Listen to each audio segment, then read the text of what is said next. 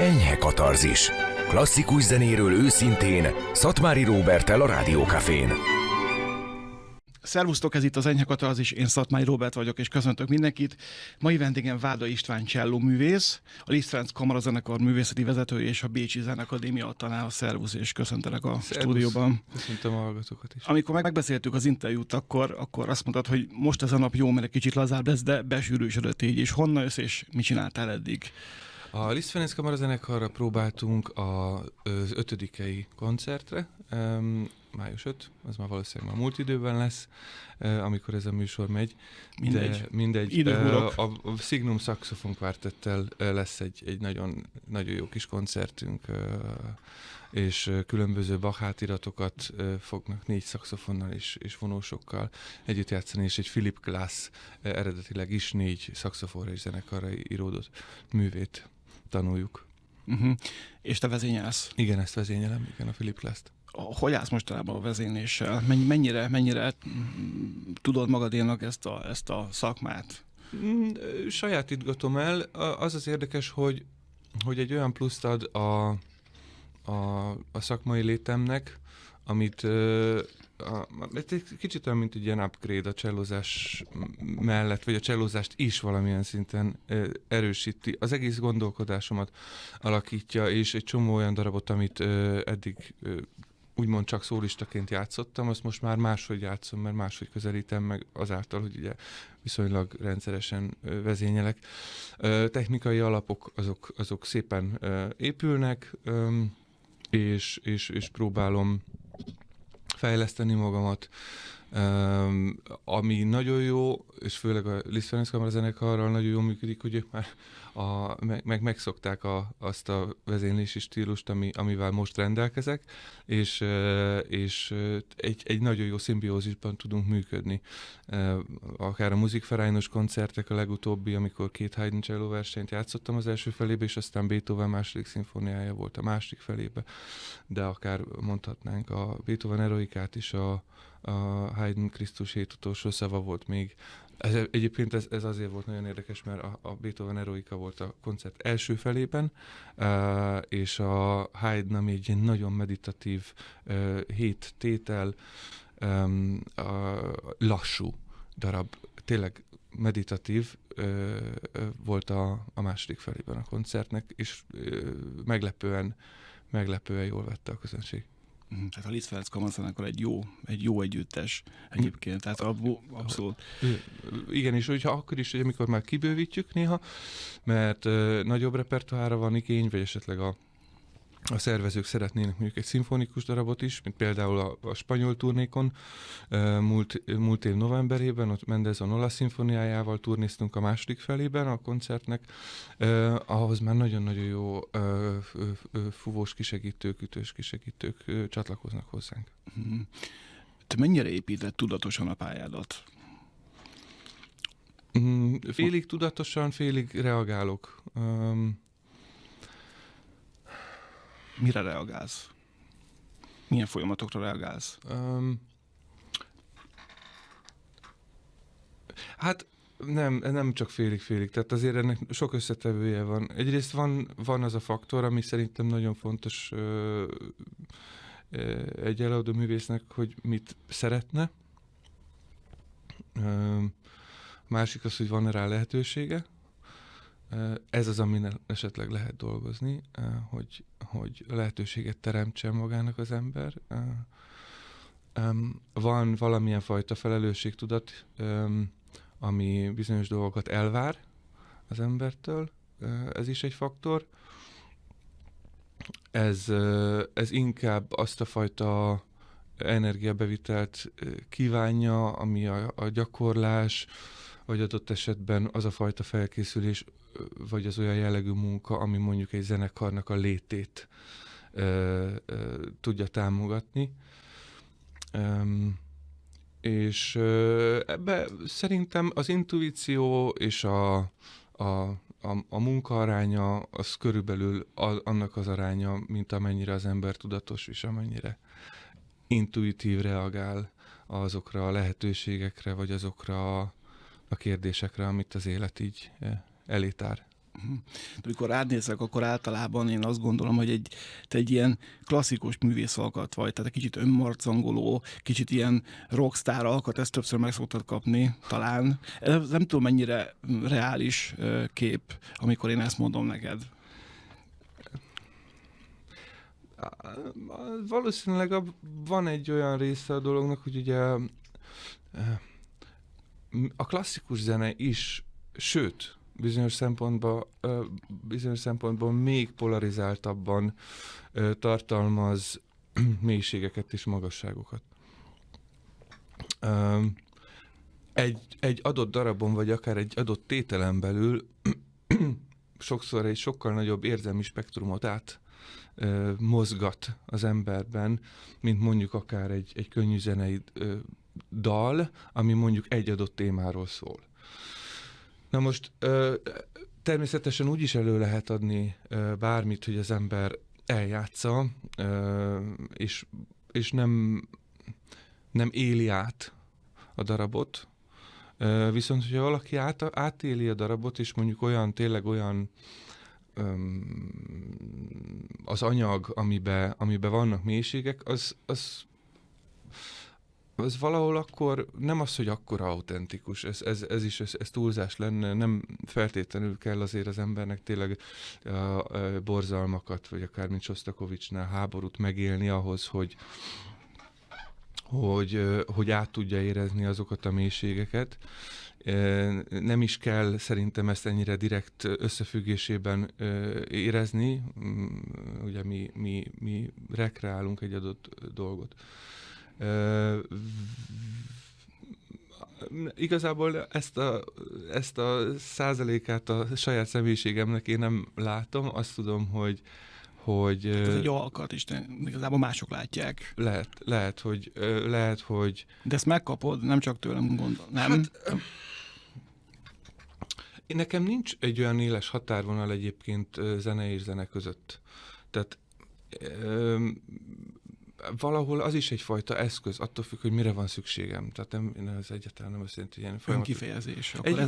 Valaminek a kifejezés, és egy olyan érzelmi, lelki táplálék tulajdonképpen, amiben valamik az ember tényleg csak arra van szükség, hogy bekapcsoljon valamilyen meditációs zenét a valamelyik ilyen audio csatornán, és akkor, vagy mondjuk most például pont ilyen indiai raga zenéket hallgattam, mert éppen az adóbevallásomon dolgoztam, és akkor az... Le kellett, hogy nyugtasson. Igen, hogy valahogy hogy szépen az úgy ráállította arra a flóra, amiben én ott akkor tudtam a legjobban alkotni. Úgyhogy szeretek egyébként kipróbálni különböző talán nem nem annyira megszokott dolgokat. Itt nem tehát jó, de egyébként nem, most, ha úgy nézzük, zenészként az ember fölnő, nagyon erős hivatástudattal, nagyon ráállítják az embert egy pályára, az már eleve, ezt a volt tanárom mondta egyébként Reinhard Lackó, hogy amikor arról volt szó, hogy az ember mit mer mutatni magából, meg hogy mer kifejezően játszani, azt mondta, hogy amit te már egyértelműen túlzásnak érzel, az még az is egészen nyugodt lehetsz, biztos lehetsz abba, hogy az nem lesz úgy túlzó, hogy az ízléstelen legyen, mondjuk adott esetben. Tehát a maga a bázis, az nagyon messze van ettől a kicsit ilyen rockos, vagy rockstar beütéstől, tehát nekem a stabil bázisom az inkább egy kicsit konzervatív dolog, amiből, és talán most lesz értelme annak, amit akartam mondani, amiből merek, mivel stabil a bázis, merek kinyúlni és kísérletezni másfajta irányok felé. Én is alapvetően az alkatodra céloztam, nem feltétlenül az előadói stílusodra. Aha, értem. Mert, egyébként az új dolgok kipróbálása az alapvetően klasszikus zenére gondolod? Hogy szeretsz kísérletezni a zenei műfajon belül? Igen, meg amit klasszikus zenének hívnak? Igen, ez onnan indult igazából,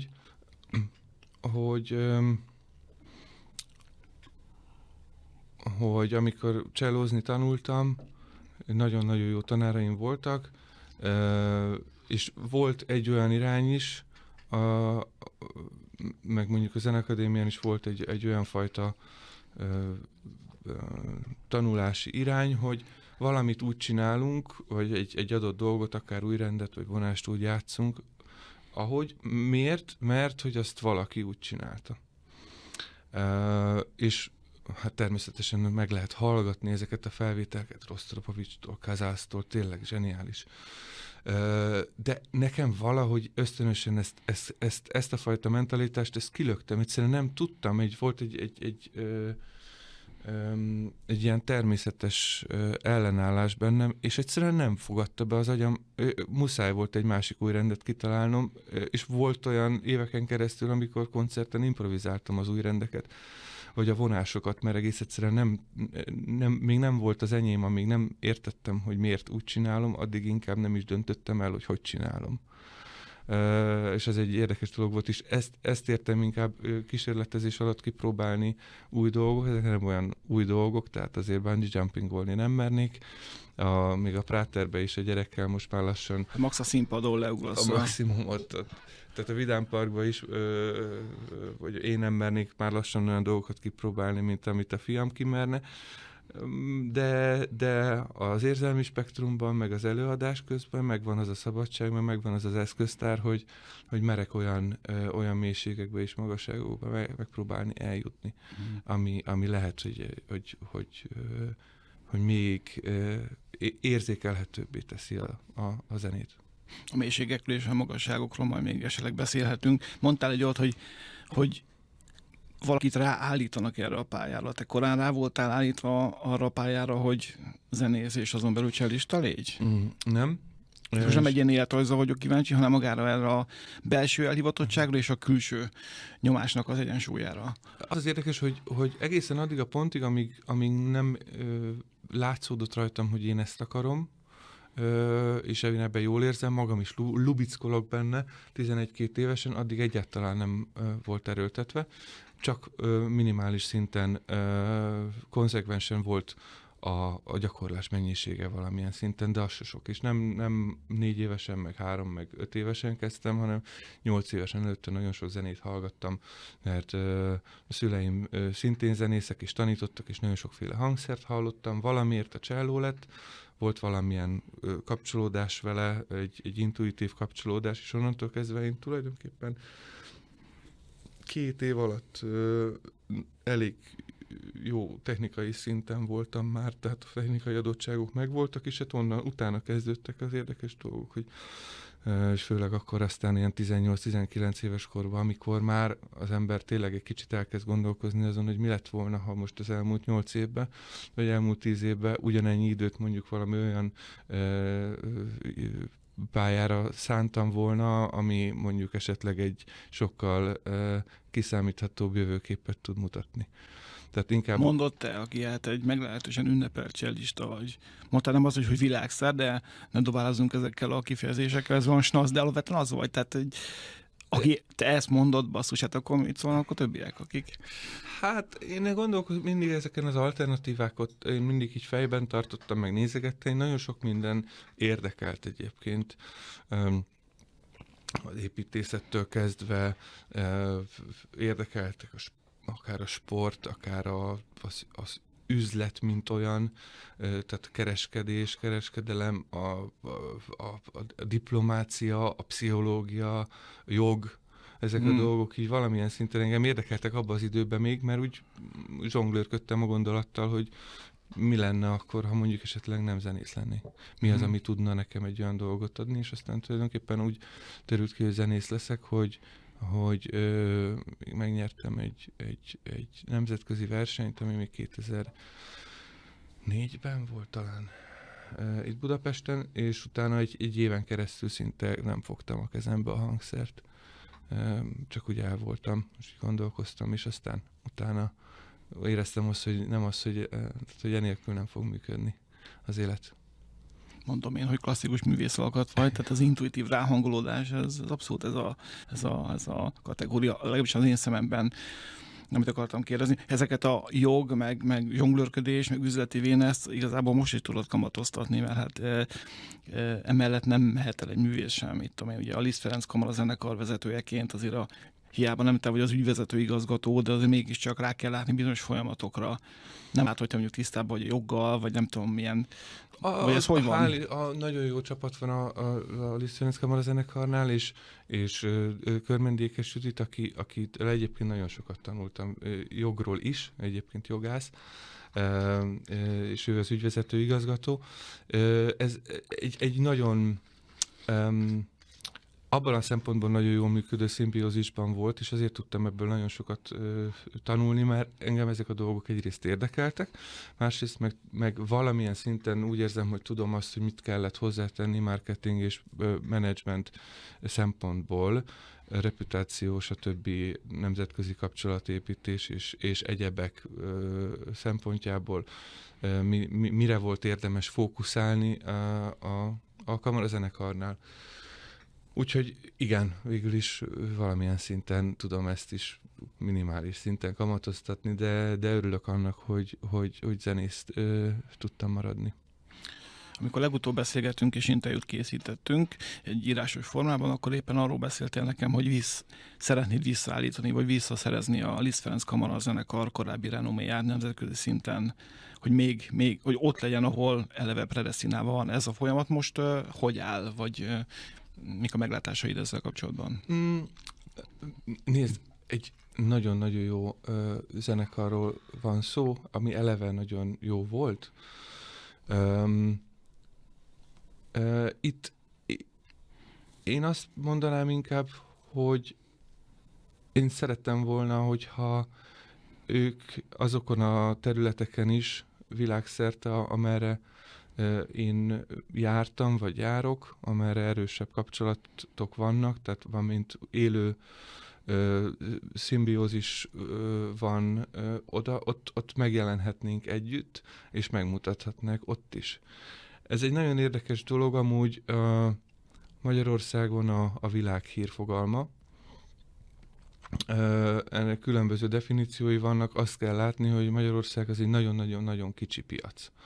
És nagyon mindenkit ismer, mindenki függ mindenkitől, és még ráadásul még a kommunikáció is egy elég zárt burokban van.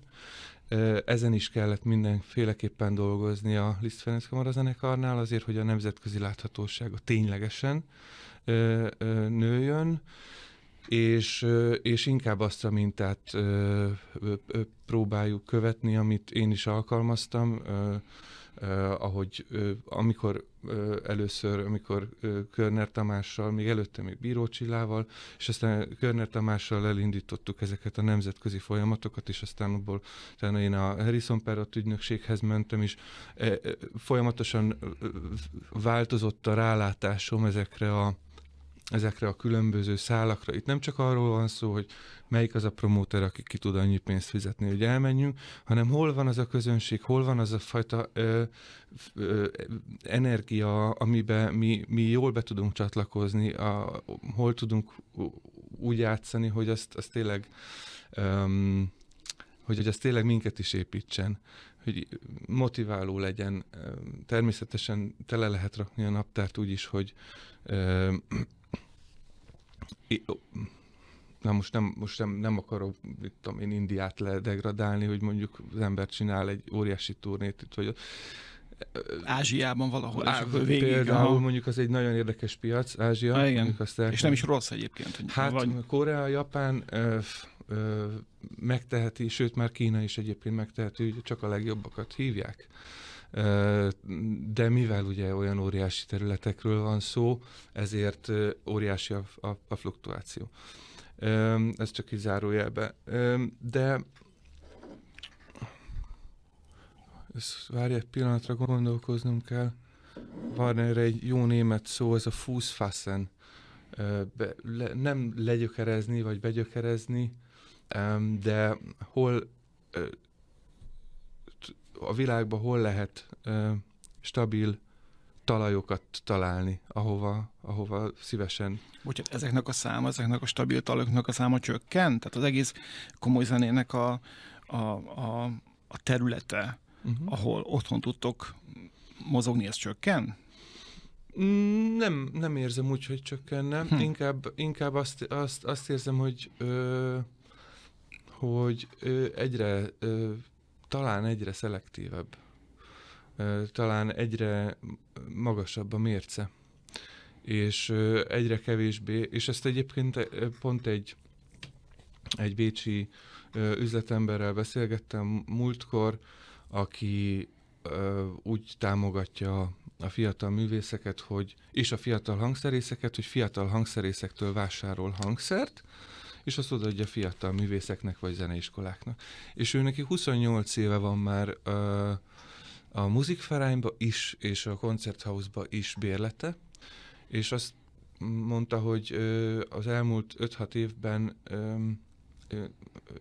kicsit kiábrándult, mert egyre több lett az olyan produkció, ami egyértelműen ilyen mikrózott. Tehát, hogy nincs beletéve az energia, az a lelkület. Hideg profizmus? Egy picit talán a hibáktól való félelemből adódóan nem mernek néha a zenészek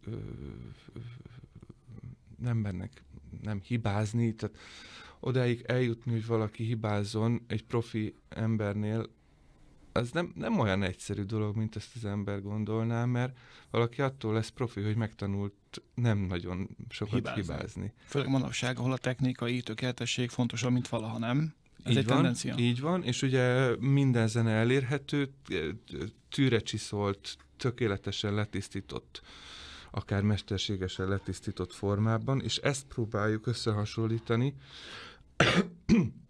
egy tudat alatt is, előadóként saját magunkkal koncertállapotban. És ez elég frusztráló tud lenni, és ezen tényleg csak azt tud átvinni, hogyha ez közhelyesen hangzik, de hogyha az ember hisz a zenében, meg az erejében, és meri olyan szinten kitágítani ezeket a spektrumokat, és ezeket a önmagát valamilyen szinten, hogy adott esetben még hibázhasson is. Ez rimmel arra, amit a Takács Nagy Gábor mondott, hogy belekerülsz ebbe a flowba, és akkor átadod magad az érzelmeknek, és akkor már nem feltétlenül tolmácsolsz valamit, hanem együtt folysz a dologgal, aztán szevasz. És akkor utána... Én a Gáborral rengeteget dolgoztam, én még kamarazenekarban is, még a Weinberger kamarazenekarban, még diákéveim alatt mi dolgoztunk együtt sokat. Ez Svájcban volt egy ilyen félig meddig projekt, de ilyen luxus projekt, kamarazenekar, tehát nagyon jó turnékat csináltunk Zürichbe, itt-ott Bázelbe. Tehát én ezt abszolút, ezt az irányt követem én is ebben az értelemben. És visszatérve még a kérdésedre, hogy mennyire szűkül-e a piac, vagy nem szűkül, én úgy érzem, hogy még akkor is, meg az árán is, hogy néha születnek ilyen elég furcsa átdolgozások, feldolgozások, darabokból, újragondolások, kicsit nekem ezzel mindig az érzésem van, mint amikor újra gondoltuk a csirkepaprikást, és akkor raktunk bele egy kis mazsolát. Tehát így nem kell újra gondolni, de még ennek az árán is promóterek és szervezők inkább hajlanak arra, hogy valami újat, valami élőt vigyenek műsorra, és emiatt szelektálódik egy picit a piac. Tehát természetesen a berlini filharmonikusok, a bambergi zenekar, londoni zenekarok, bécsiek, budapesti fesztiválzenekarok, ők mindig fognak turnézni, de az ilyen kisebb zenekaroknak, vagy kisebb kamarazenekaroknak tényleg nagyon fel kell kötniük a gatyát, mert nem árban nem óriási a különbség egy kis kamarazenekar és egy nagy apparátusú zenekar meghívásában. Mondtad, hogy a Várdai és a Takács Nagy irány az nagyjából megegyezik. Ez a kicsit ilyen, ő ezt így spiritualitásnak szokta nevezni. Mi a másik irány? Tehát van egy ilyenfajta megközelítés, és akkor ezek szerint látsz egy másikat, vagy akár többféle megközelítést a zenéhez, a zenei előadásmódhoz. Én ebből a szempontból nem tudom, hogy ez számít, de ugye német nyelvterületen képeztem tovább magam, aminek van egy másik oldala, talán mondhatni azt, hogy nem a hiba elkerülés még véletlenül se, csak az a fajta szemlélet, ami... De egyébként ez már gyerekkoromban is, én ezt otthonról is hoztam valamilyen szinten, hogy zsigeri szinten belém lett nevelve az, hogy tudjam azt, hogy mennyi munka kell valamihez, hogy azt elérjük. Hogy érzem azt, hogy beletettem-e azt a mennyiségű munkát, vagy nem. És az a baj, hogy nem tudok ebből a szempontból, nem tudok bullshittenelni, mert ha tudom, hogy nem készültem eleget rá, akkor nem érzem jól magamat. És akkor messze vagyok attól az állapottól, amiről beszéltünk. És egyébként, hogyha a végeredmény jó, de tudod, hogy ez viszonylag kevés munkával, akkor mi történik? Tehát, hogy... Majdnem csúnya szót használtam. Tehát, ha nagyon jó a végeredmény, te nem tetted bele azt a munkát, amit egyébként a neveltetésed miatt... Igen. Hát ez furcsa dolog. Én egyébként ezért is van egy picit olyan, az utóbbi időben kialakult, annak ellenére, hogy a Kaposfest az továbbra is működik, és ha minden igaz, akkor tényleg a 15. edíciót megrendezzük. Miért is mondtam ezt? A fesztiválokra nem sűrűn járok már. Mert ott pontosan az szokott történni, hogy nagyon jó zenészek, szó nincs róla, de egy vagy két próbával mondjuk egy Brahms kétbrácsás Opus 111-es kétbrácsás kvintettet összedobnak, vagy esetleg egy Schubert két csellós kvintettet összeraknak, vagy valami. Az egy összerakás. Az nem az a munka, és én akkor inkább úgy vagyok, hogy a csellista repertoáromat is egy évadra megnézem, hogy mi az, amivel én fogok tudni eleget foglalkozni. A zenekarral is akkor úgy dolgozok, úgy állítjuk össze a repertoárt, és akkor az önazonosabb, mint hogyha valami össze van dobva. Én akkor úgy jobb Tehát én nekem ez a másik oldala, amit talán mondhatjuk úgy, hogy Kronbergben, előtte Bécsben is már, főleg technikai szempontból, de aztán Kronbergben is abban a 7 évben, amíg Németországban megéltünk, a feleségemmel, az alatt ez így valamilyen szinten belém ivódott. És ott is nagyon jó tanáraim voltak, és nem csak zenei szempontból, Bécsben is akár a pénzvilágból, vagy üzleti szférából érkező emberektől is nagyon sokat tanultam a zenén kívül. A újítás és a szóba hoztad a Kaposfestet. Előadtál, nem is tudom mikor, melyik évben, azt hiszem, hogy Bach valamelyik cselló szitjét, úgyhogy a Győri Balettnek a művészei táncoltak. Ez valakinek tetszett, valakinek nem tetszett. Ugye én azok közé tartozom, akiknek tetszett, és beszéltünk erről az innovációs hullámról, hogy adott esetben ez lehet egy érdekes kísérlet. Aztán utána a legutolsó Kaposfesten már egy kicsit konzervatívabb megközelítés volt talán, legalábbis én így éreztem. Mit gondolsz ezekről az utakról, hogy te személyesen is ambicionálod ezt a fajta kísérletezést, tehát hogy színpadilag is mondjuk megjelenjen valami bakcsáló szitje mellé, vagy ez igazából egy ilyen kicsit menedzsmenti, kicsit ilyen marketing döntés volt? Nem, egyébként pont most nemrég volt a tánc világnapja, úgyhogy végül is ez témába vág, de amelyik zenénél adekvált, mert tehát a ritmikussága, az, hogy ugye a Bach vittek, azok tánctételek tulajdonképpen. Ez arról szól, hogy a mostani tánc, vagy egy mostani koreográfia hogy tud reflektálni arra a zenei anyagra, ami ugye tánc, zene, világi zene, végeredményben táncokról van szó.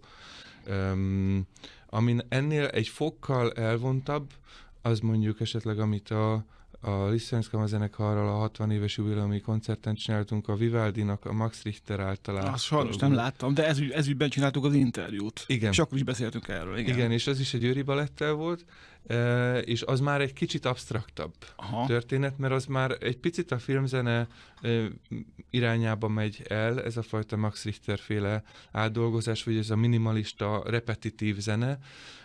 Úgyhogy ebből a szempontból a Bach az egy... Ezt egyébként nem én találtam ki, ezt a jó már megcsinálta 15-20 évvel ezelőtt. De érdekes volt, és én mindig szeretem az ilyeneket, mert máshogy, én is máshogy,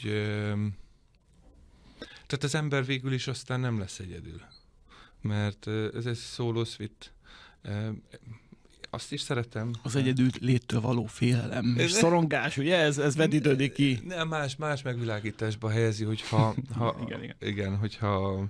Ugyan elhülyéskedtem, de ez egy... Egyébként én szeretek egyedül lenni, szóval azzal nekem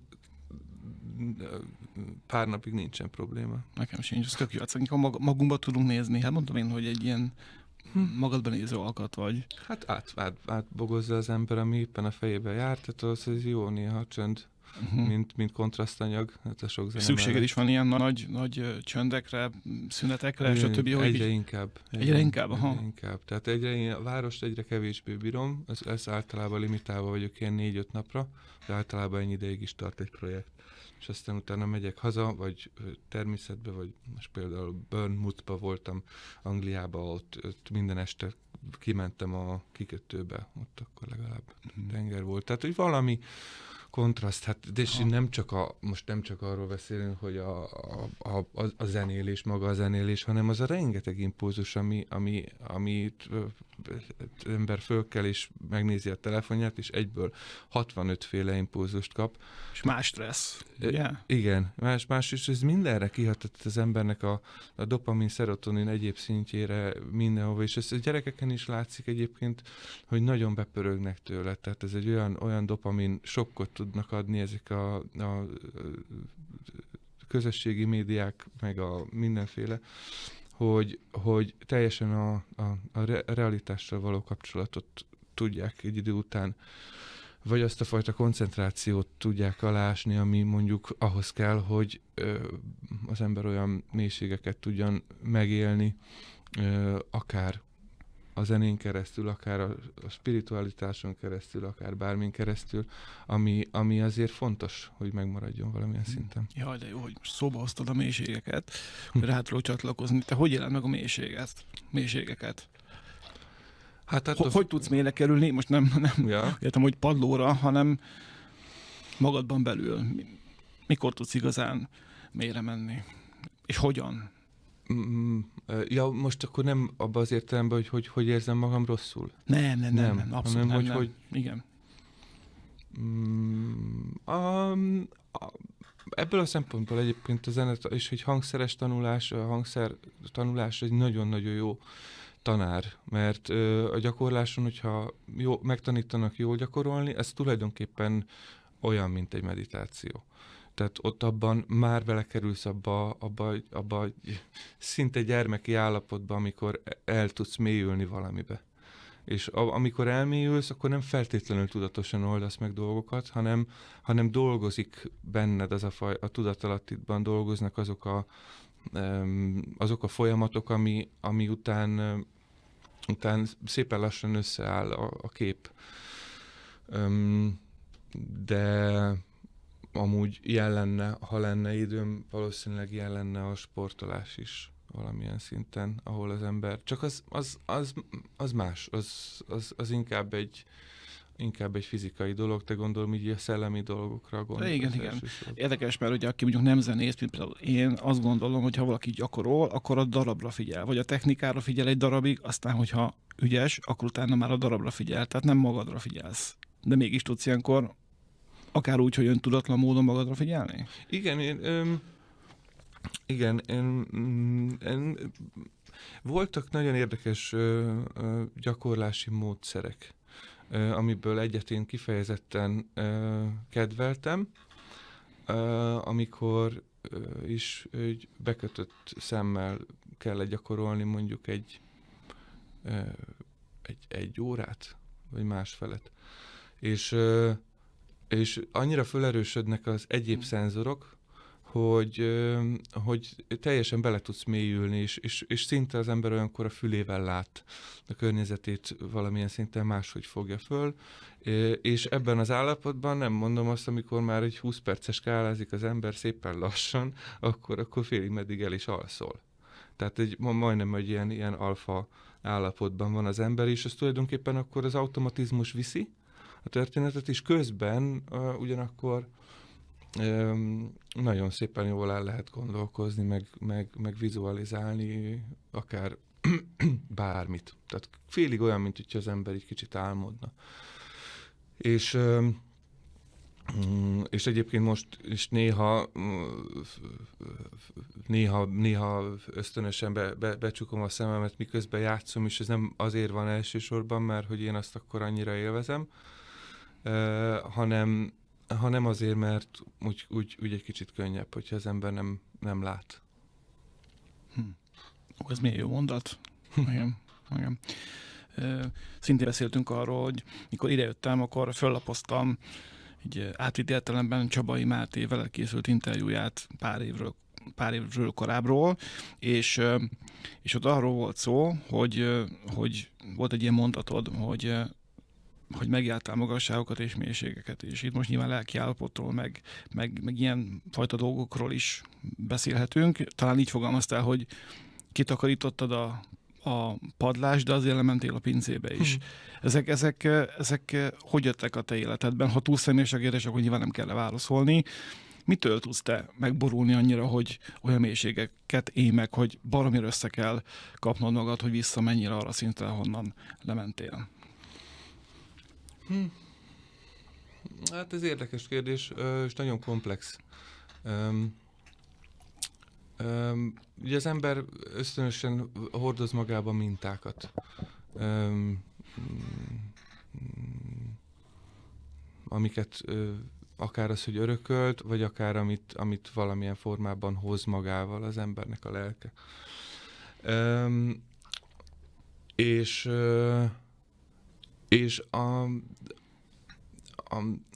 valamilyen formában ugye a széthúzás egy emberben, főleg, hogyha mondjuk olyan, akár mondjuk esetleg a szülői háttér olyan, hogy a szülői háttér széthúz, akkor az valamilyen szinten az emberbe is ezt a két pólust nem nehezen engedi közel egymáshoz. És emiatt talán olyan dolgokkal kibékülni, amivel igazából nem biztos, hogy lehet, hogy már egy előttem levő generációnak ki kellett volna. Értem. De hát idézőjelben rám maradt ahhoz, hogy ugye tudjak ebben az életben, ebben a formában ezekkel a mintákkal tudjak működni. Ezeket valamilyen formában össze kellett ereszteni, ezeket az érzelmeket, és akkor azoknak a következményeit, vagy azokkal való szembesülést, és azokat a dolgokat, azokat helyre kellett tenni. És ez a folyamat tulajdonképpen szerintem ez el fog tartani az embernek az egész életén keresztül.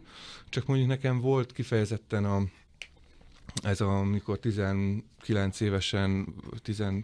éves korom környékén úgy azt mondtam, hogy akkor most pihentetjük egy kicsit a csellót, mert ez is valamilyen szinten a gyerekkoromnak az egyik ilyen mintája vagy következménye. Nem azért, mint hogyha bármi negatív élményem lett volna vele, csak egy kicsit ahhoz asszociáltam. Ott kezdődött, és egy olyan körülbelül 10 évig tartott, mire úgy voltam vele, hogy hát egyszerű dolgok végeredményben, mert miben mutatkozik meg aztán az izgulás? Mitől izgulsz? Miért izgulsz? Miért nem veszel rendesen levegőt? Miért kapkodod a levegőt? Nem tudod kifújni a levegőt, vagy nem tudod bevenni a levegőt? Melyik a probléma? És valamikor tényleg azért nem tud az ember rendesen levegőt venni, mert előtte nem fújta ki. Csak ilyen, hogyha mondjuk volt valakinek már, de pánikrohama. És akkor... Neked volt? Egyszer volt, ott tetőzött ez a folyamat, tudat alatt, és aztán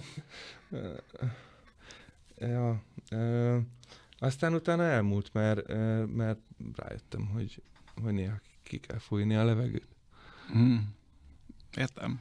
Azt hiszem, értem. Nagyon könnyen megy neked az, hogy fegyelmezett légy, vagy pedig küzdesz magaddal? Tehát hajlamos, hogy arra néha szétes, vagy ez nálad megy, így agyba össze tudod rakni a dolgokat? Mert ez egy ilyen művész alkatnál ez egy adekvát kérdés tud lenni. Néha egy hosszabb időre, ami mondjuk nem több, mint 2 nap, de valamikor teljes mértékben szociálisan inkompetensé válok, feleségem szegény erről. És tehát, hogy valahogy így egyszerűen elfogy a monyó. Tehát elfogy az hogy most én most nem ok. Tehát én most csak tényleg hagyjanak békén, ennyi. És akkor ott kisül a dolog, nem vagyok goromba, meg nem, csak nem nehezen veszem rá magamat, hogy esetleg válaszoljak, e-maileknek nekiálljak, akkor tudom, hogy tornyosulni fog, akkor tudom, hogy azt majd be kell hozni, de ilyenkor én már rájöttem, hogy ilyenkor elengedem. És akkor hagyom, hogy olyankor szoktam egyébként néha gyakorolni, amikor... Bekötött szemmel? Ja, akár úgy, vagy sötétbe, vagy tanul valaminek nekiállni, például most nekiálltam a Wieniawski Scherzo Tarantellának, ami egy nagyon nehéz hegedű darab, és akkor azt elkezdtem ott babrálni, és egyébként pont az egyik növendékem is mondta, hogy meg akarja tanulni, úgyhogy akkor legalább kiújrendeztem. Neki is, meg magamnak is, tehát ilyen win-win. És akkor ennyivel tulajdonképpen el van intézve a szétesés. De annyi mindennel körbe rakott az élet, annyi feladattal, és annyi minden dolgom van, hogy nem igazán negatív értelemben nem szoktam elengedni, egyre többször, és érzem is az igényét, és nem csomószor, de most már néha elmegyünk túrázni egy picit közelbe, ha van egy pár óra, vagy ilyenek. Tehát, hogy ott is természet az, hogy egy másfajta aktivitás legyen. A zenekar művészi menedzselése, a szólókarrier és a család az így ilyen súlyban van most nálad? Vagy ezek milyen, ha lehet ilyen százalékokat mondani, ami persze hülyeség, akkor ez így, ez hogy áll most az életedben? Szerintem jól, mert a feleségem érdemes lenne megkérdezni. Lehetne, Kapus Vesztelme megkérdezni. Jó, megkérdezett. Lehetne, hát mindig lehetne több időt mindennel foglalkozni, de nagyjából arányban van. Itt a tanítás még, ami még még negyedikként bejön, mert ugye van igen, az Bécsi Zenekadémia. Igen, ugye 10 növendékem van. Ebből hány magyar? Van magyar? Most? Van 3-4. De amikor otthon vagyok, akkor tanítok is. Tehát meg otthon is vagyok. Tehát úgy általában, hogyha 5-6 napot otthon vagyok, akkor abból az szokott lenni, hogy 2-3 nap. Ez az otthon, ez Bécs? Bécs mellett. Bécs mellett, igen, aha. Igen. Amikor otthon vagyok, amikor meg itthon vagyok, meg itthon, okay. akkor meg dolgozunk, és egyébként valamikor tud velem jönni a családom is, mert azért Bécs egyáltalán nincs messze, és gyerekek nagyon szeretnek itthon is lenni. Szóval ez nekünk egy nagyon-nagyon jó balanszban van. Itt imádnak Budapesten is lenni, szeretnek Bécsben is lenni, Bécs mellett is, úgyhogy ez így tulajdonképpen ideális. Amikor mondtad, hogy kiderült, hogy a cselló lesz a hangszered, akkor éreztél valami intuitív ráhangolódást? Ilyen intuitív ráhangolódás szükséges volt a zenekarral is? Vagy gondolom itt is kell. Egy ilyen alkotó embernek ez az adott esetben hasonlóan működhet, mint egy hangszerrel, csak itt ugye több emberből áll a hangszer. Kellett, és nagyon örülök, hogy sikerült aztán úgy ráhangolódni, hogy mertem elengedni a úgymond saját karrieremnek egy részét. Nehezen engedi el az ember azt, hogy ez azt jelenti napi szinten vagy éves szinten, hogy mondjuk én akkor 30-szal kevesebb koncertet fogok játszani, mint csellista. És ugye mindig van a kérdés, hogy az ember ezt megengedheti magának vajon, vagy nem.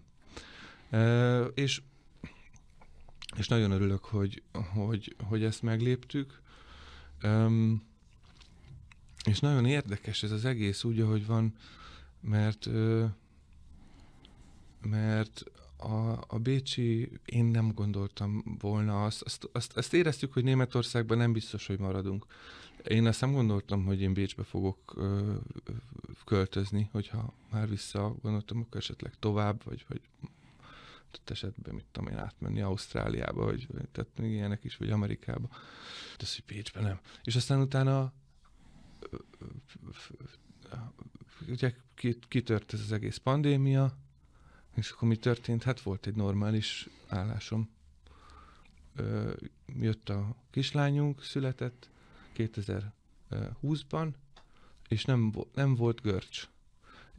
És akkor még egy kamarazenekarral is tudok mellette dolgozni, mert hagynak minket dolgozni, lehet, hogy nincs koncert, nem baj. Dolgozunk. Miért? Mert szeretünk zenélni, szeretünk foglalkozni a dologgal, ad egy célt abban a nehéz időszakban. Most, hogy pont, hogy így visszagondoltam, meg visszaláttam belőle jeleneteket, egy dokumentumfilmben, amit Száraz Eszterrel készítettünk az elmúlt 4 évben. Az a cím, hogy Non Solo Cello, és majd valószínűleg júniusban lesz először a köztévén bemutatva valahol, aztán majd különböző egyéb csatornákon is. Hogy ez valahol gondviselés, tehát akárhogy is nézzük, tehát vagy tényleg az ember valamilyen szinten előre működnek azok a szenzorai, amik lehetővé teszik azt, hogy egy ennyire nehéz szituációba, ennyire flottul, vagy ennyire ideálisan tudjon az ember bele csúszni végeredménybe. És aztán ez föl is értékelte a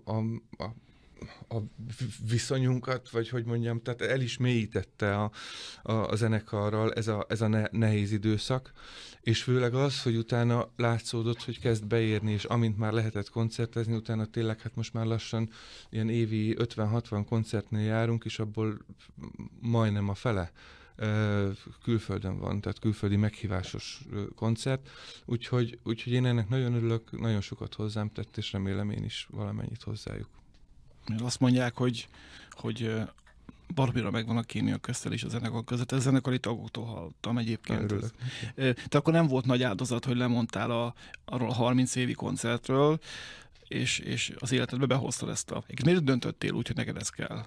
Ez is egy minta volt, aztán rájöttem, mert nekem úgy indult, amikor elindult, úgy igazán elindult a szólista karrierem, ugye az ARD verseny után, hogy 2000 addig volt pár koncert, egy ilyen 20-25 koncert volt egy évben, de aztán 2015, 16, 17-ben 300 napokat voltam úton.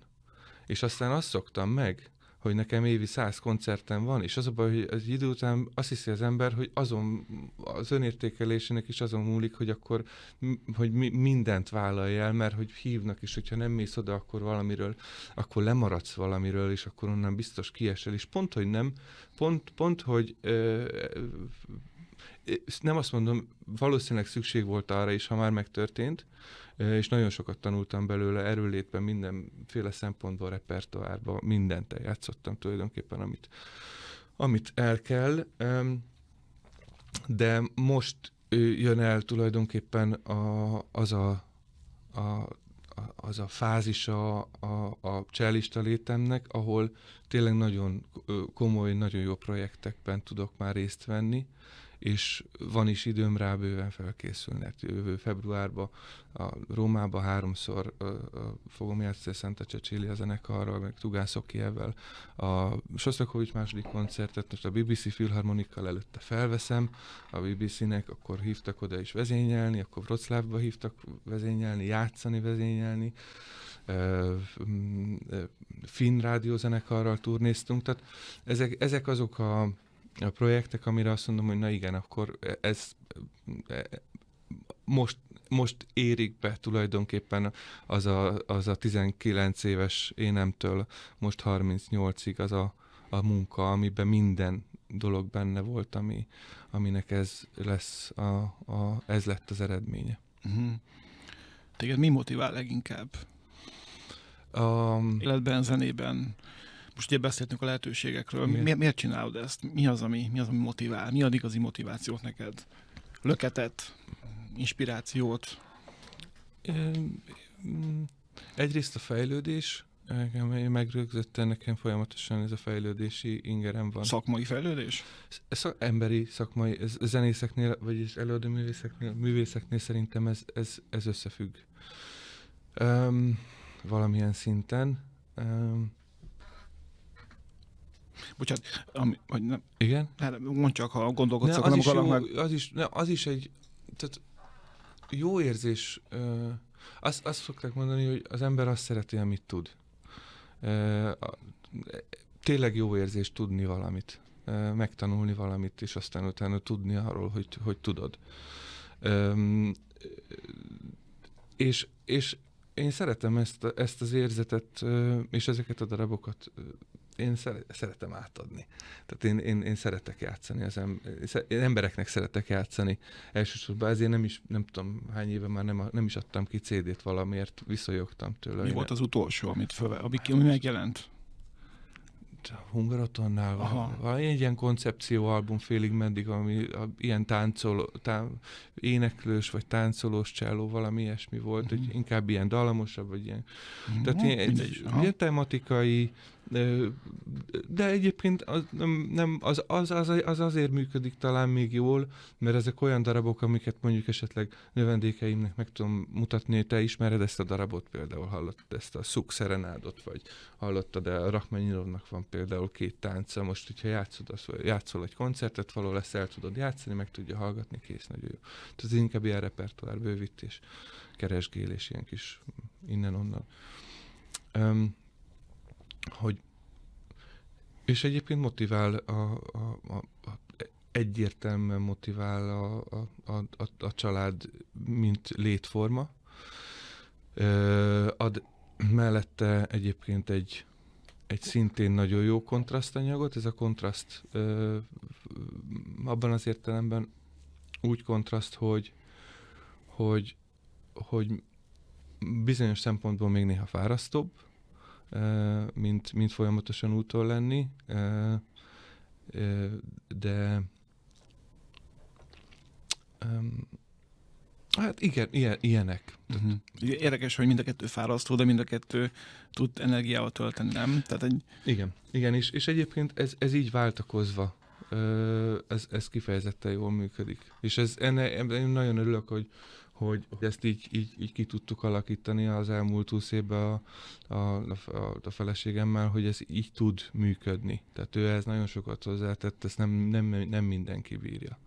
Azt, hogy az évnek mondjuk most már csak az 1/3 egyedülálló anyuka. Szóval ez egy komoly dolog, mert beszélgettünk erről, hogy én tényleg ahhoz, hogy ezt hogy ne égjen ki, hogy mindig legyen, amit mondasz, motiváció, ahhoz nekem egyértelműen a bázis talaj, amiből ez az egész tud nőni, az, hogy van hova, és van kikhez hazamennem, és ez nagyon, nagyon egész, és nagyon jól működik. Uh-huh. Igen, ez valóban fontos egyébként. Készült a dokumentumfilm 4 éven keresztül ezek szerint. Azt hogy bírtad elviselni, hogy állandóan ott van körülötted, mögötted, melletted a kamera, már itt aztán akkor gondolom kevesebb időd és lehetőséged volt elvonulni? Nem voltak azért mindig ott, de azokban az időszakokban, amikor együtt mentünk, eleinte kicsit furcsa volt, és aztán utána ez is sokat hozzám tett, mert úgy voltam vele, hogy ami elhagyja a számat, az elhagyta a számat, tehát én azt akkor önazonos módon kijött. Így van, akkor ez most, hogyha most ki előtt is kellene tulajdonképpen elképzelten, mi a mumus. Szóval minek akarunk megfelelni tulajdonképpen? Van mumus? Hát nagyon sokszor látja az ember, hát ez a megfelelés, ezt zsigeri szinten belerakják az emberekbe. Igen, médiában mit mondhatsz, mi kerül ki, nem? Igen, hát főleg manapság. Kezdjük az is, tehát már az óvodában, már ott az, hogy jaj, így kell viselkedni, jaj, ugye, ez ugyeval kezdődő kérdések. Ugye jót főztem. És akkor mondd azt, hogy nem. Tehát Igen. itt nagyon sok ilyen van, és nem azt mondom, persze minden valamilyen szinten meg kell tanulni, civilizáltan működni, de a mumus az nagyon sokszor meggátolja az embereket abba, hogy szabadon tudjanak gondolkozni és létezni, és gondolkozni és érezni. Szabadon érezni. Néha az igény sem merül föl rá, mert annyira... Hát, meg mit nem szabad érezni? Hát, mert az miért? Mert hogy az milyen dolgokkal ütközik? Miért ütközik? Ki mondta, hogy az ütközik? Aki mondta azt, hogy ütközik, az miért mondta azt, hogy az ütközik? Akart-e azzal esetleg mondjuk valamilyen formában koordinálni egy adott társadalmi réteget, vagy... ilyenekben nem is kell belemenni, de érted? Értem, igen. Most azzal fogom végezni az interjút, amivel kezdeni szerettem volna, hogy megnéztem a dokumentumfilm kis előzetesét, a trailerét a YouTube-on, és akkor az utolsó kérdés az volt, a Száraz Eszter tette föl de neked ezt a kérdést, hogy neked mennyi problémád van azzal, hogy tehetséges vagy hogy hangzott az a kérdés, hogy mennyire tudsz... Jó nekem. Jó-e neked az, hogy tehetséges vagy? Na és akkor és akkor csináltál egy ilyen gesztust, és akkor ott vége a kis filmnek, nyilván, hogy majd mindenki nézze meg. Na, én most fölteszem neked ezt a kérdést. Hogy vagy a tehetségeddel összenőve? Jó neked, rossz neked? Nem tudom, egy érdekes kontextus, hogy melyik koncert, azt hiszem valamelyik Bach koncert után, amikor már az ember tényleg a teljesen padlón van, mert elfáradt, és mindent kiadott magából, utána szegezte nekem ezt a kérdést. Igen, ilyenkor jönnek ki az őszinte gondolatok, nem? Amikor minden mindegy. És igen, akkor... valószínűleg ezért tette. Valamilyen értelmezhető választ adtam erre a filmben, amit ő szépen meg is örökített. De még mindig nem, tehát ezt nem. Persze, hogy jó. Tehát az a része, hogy